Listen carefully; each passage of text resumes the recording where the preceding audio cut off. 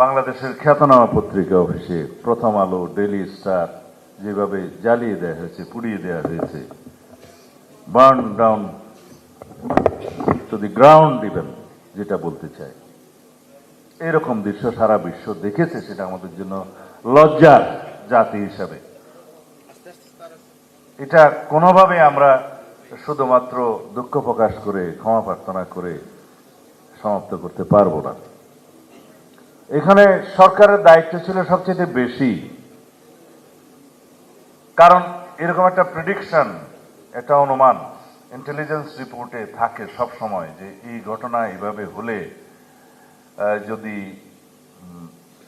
তারপরে কি কি হতে পারে সেগুলো অনুমান করা হয়েছে। আমরাও জেনেছি সেই ইন্টেলিজেন্স রিপোর্ট, কিন্তু সেটা আমলে নেওয়া হলো না কেন?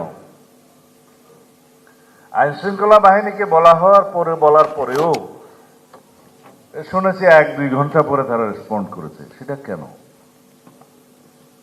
কাদের হাতে আমরা এই রাষ্ট্র ব্যবস্থা দেব? এই জনগণ দিবে।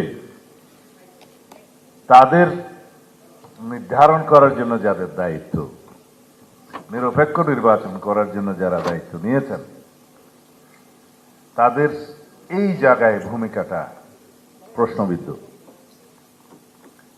বেশ কিছুদিন যাবৎ আমরা গণমাধ্যমকে চিহ্নিত করে, টার্গেট করে কিছু কিছু গণমাধ্যমকে এরকম হামলা করতে দেখেছি। নতুন তো নয়, অনুমান করা উচিত ছিল। কিছু কিছু স্থাপনায়, কিছু কিছু ঠিকানায় যেভাবে মবক্রেসিকে এলাও করা হয়েছে, সেটাকে বলা যায় আমরা তো চেয়েছিলাম ডেমোক্রেসি, কিন্তু কেন হয়ে যাবে মবক্রেসি?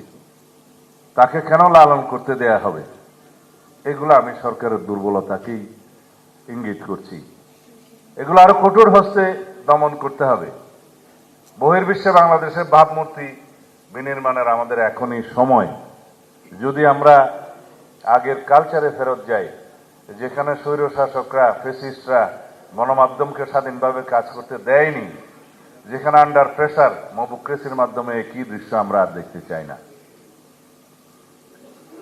এটা আমরা এই কথাগুলো বলার জন্য আজকে আপনাদেরকে কিন্তু আমরা আহ্বান করিনি, কিন্তু পরিস্থিতিটা এরকম, মুহূর্তটা এরকম, এই কথাগুলো প্রথমেই আপনাদেরকে বলতে বাধ্য হলাম। এখন আমাদের বিষয়বস্তুতে আসি।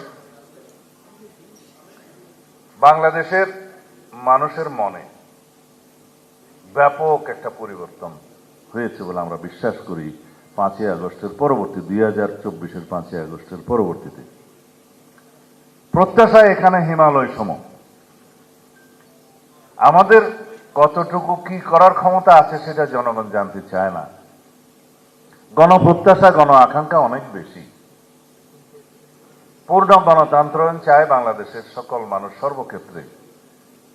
প্রাতিষ্ঠানিকীকরণ করতে চায় গণতন্ত্রকে সব জায়গায়। গণতন্ত্র বিনির্মাণের জন্য যে প্রতিষ্ঠান, সেই প্রতিষ্ঠানগুলোকে আমাদের শক্তিশালী করতে হবে। সাংবিধানিক প্রতিষ্ঠানগুলোকে এমনভাবে দাঁড় করাতে হবে যাতে সব সময় সাংবিধানিক প্রতিষ্ঠানগুলো গণতন্ত্রের রক্ষা কবচ হিসাবে কাজ করে।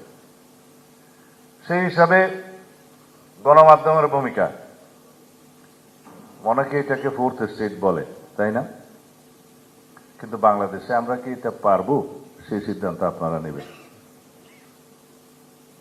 আমাদের সাংবাদিক বন্ধুদের মধ্যে অনেকেরই পলিটিক্যাল এফিলিয়েশন থাকবে, আছে, কিন্তু বাংলাদেশের স্বার্থের বিবেচনা